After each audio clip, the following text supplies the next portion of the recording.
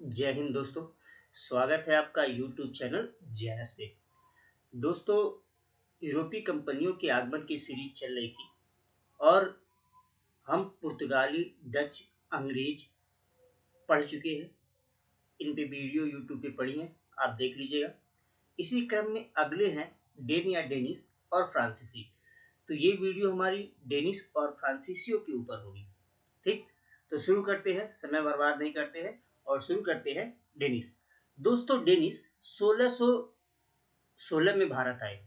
Dennis जो है, Dane या डेनिस, आपको यहाँ पे मैं डेन लिख दिया हूँ, तो बात एक ही है, डेन या डेनिस। ये 1616 में भारत आते हैं और 1620 में तंजौर में, ध्यान रखिएगा, तंजौर में और तंजौर के ट्रांकेबोर में अपनी पहली फैक्ट्री स्थापित करते हैं। तो डेन 1620 में तंजौर के ट्रांकेबोर में अपनी पहली फैक्ट्री स्थापित करते हैं। उसके बाद बंगाल के सीरमपुर में दूसरी फैक्ट्री स्थापित करते हैं। बंगाल के सीरमपुर में इन्होंने कोई बड़ा विशेष काम नहीं किया कि इनके बारे में डिटेल में बहुत पढ़ा जाए। फाइनली ये 1745 में अपनी सभी फैक्ट्रियों को ब्रिटिश ईस्ट इंडिया कंपनी को बेच के ये यहाँ से चले जाते हैं। यानी ईस्ट इंडिया कंपनी को सारी फैक्ट्री अपना बेच दिए और यहाँ से ये चले गए। ठीक, इसके बाद आते हैं फ्रांसीसी इस क्रम में। दोस्तों, फ्रांसीसियों के बारे में हम उनकी रणनीति के बारे में विशेष रूप से पढ़ेंगे जब अंग्रेज और फ्रांसीसियों के बीच युद्ध होता है, जिसे आप कर्नाटक के युद्ध के नाम से जानते हो, वहां पे। फिलहाल आज हम फ्रांसीसियों के बारे में कुछ फैक्ट देख लेते हैं। तो दोस्तों, फ्रांस के राजा लुई 14वें, फ्रांस के राजा लुई 14वें के प्रयास से 1664 में, बेसिकली लुई 14वें और उनके मंत्री का नाम था कोबाल्ट, इनके प्रयास से फ्रांसीसी ईस्ट इंडिया कंपनी की स्थापना की जाती है। ठीक, जब इस कंपनी की स्थापना की बात होती है तो लोगों को पैसे लगाने के लिए कहा जाता है कि भाई आइए, कंपनी की स्थापना की जा रही है, और सामंतों से कहा जाता है पैसे लगाने के लिए। कोई पैसा नहीं लगाता है, इसलिए मुख्य रूप से फ्रांसीसी सरकार ही इसमें पैसा लगाती है। क्योंकि फ्रांसीसी सरकार इसमें पैसा लगाती है, तो ये कंपनी जो फ्रांसीसी ईस्ट इंडिया कंपनी थी, वो पूर्ण रूप से सरकार के ऊपर निर्भर हो जाती है। इसलिए वो अनुदान, कर्ज, समझौते, युद्ध आदि सभी चीजों के लिए मुख्य रूप से सरकार के ऊपर ही निर्भर थी। और ये समझिए, अगर सरकार भ्रष्ट हो, ठीक, तो कंपनी का क्या हाल होगा। और आगे चल के हम देखेंगे कर्नाटक युद्धों में कि फ्रांसीसी भारत में असफल इसीलिए होते हैं क्योंकि ये कंपनी सरकारी कंपनी थी। ठीक, चलिए आगे देखते हैं। एक फैक्ट याद रखिएगा, आप एग्जाम में पूछा जाता है कभी कभी, निम्नलिखित कंपनियों में से कौन सरकारी व्यापारिक कंपनी थी। तो ये फैक्ट आप ध्यान रखिएगा, ये एग्जाम में पूछा जाता है।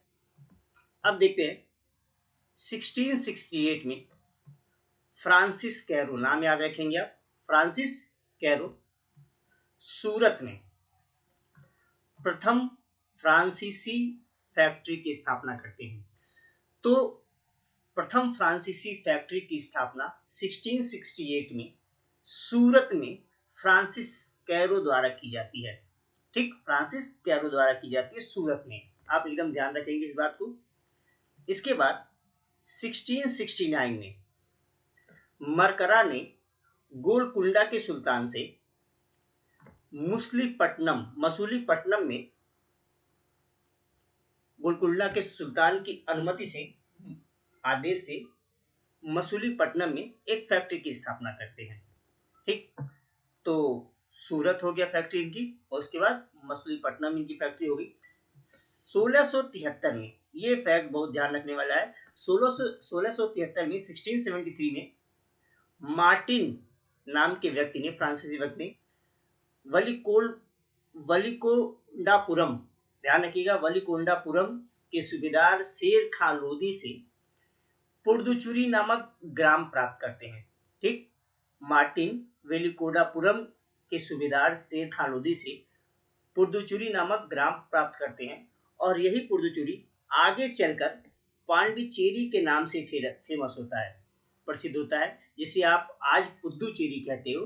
तो ये पांडिचेरी के नाम से उस समय फेमस होता है। और इसी पांडिचेरी में, ध्यान रखिएगा, इसी पांडिचेरी में फोर्ट लुई है। एग्जाम में पूछा जा सकता है कि फोर्ट लुई कहाँ पे है, तो इसी पांडिचेरी में ही फ्रांसीसी फोर्ट लुई की स्थापना भी करते हैं। तो अगर आपसे पूछा जाए पांडिचेरी की स्थापना किसने की थी, तो मार्टिन ने की थी। चलिए अगले फैक्ट पे आते हैं। 1674 में 1674 में फ्रांसीसियों ने चंद्रनगर में अपनी कोठी स्थापित की, यानी फैक्ट्री स्थापित की। 1724 में माही में स्थापित की और 1769 में कराईकल में स्थापित की। तो दोस्तों फ्रांसीसियों के साथ आज के लिए इतना ही, क्योंकि इनका जो मुख्य पार्ट होगा, मेन पार्ट होगा, वो हम कर्नाटक के युद्धों में पढ़ेंगे। ठीक, डुप्ले की रणनीति क्या रहती है अंग्रेजों के विरुद्ध, अंग्रेज कैसे सफल होते हैं फ्रांसीसियों के विरुद्ध, ऐसा क्या होता है कि अंग्रेज को सफलता मिलती है और ऐसा क्या नहीं हो पाता है कि फ्रांसीसी असफल हो जाते हैं भारत में।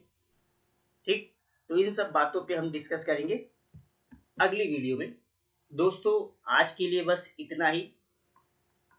अगर ये वीडियो अच्छी लगी हो तो लाइक कीजिएगा, सब्सक्राइब कर दीजिएगा, शेयर कीजिएगा। और कोरोना के इस दौर में घर पे रहिए, स्वस्थ रहिए, समय का सदुपयोग कीजिए और इस परेशानी को अवसर समझिए। जय हिंद।